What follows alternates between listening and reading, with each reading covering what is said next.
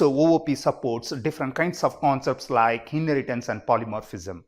For example, if you look at inheritance, it helps you to extend the base class into extended class. So you would be able to define something like a packet using class, and then later on if you want to inject error, you can extend the usual packet into error packet, and then you would be able to inject error. So in this chapter, we are going to see how we can create the complete test bench infrastructure as a class-based verification environment using object-oriented programming. All right? Look at this. This is how we implement the class-based verification environment. Every component will be created using class data type. Generator is a class.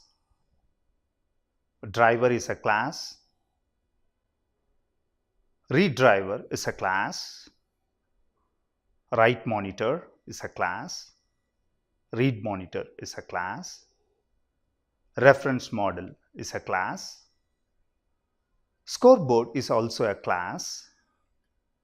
And this is how we instantiate all the lower level components as objects in the top level environment. So the top level environment is also a class env n class. And the test case is also going to be class.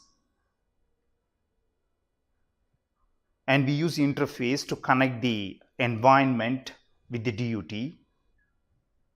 DUV is a module. And we create a top level module.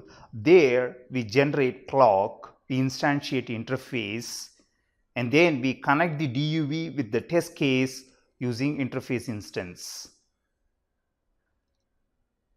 This is what actually we are going to explore.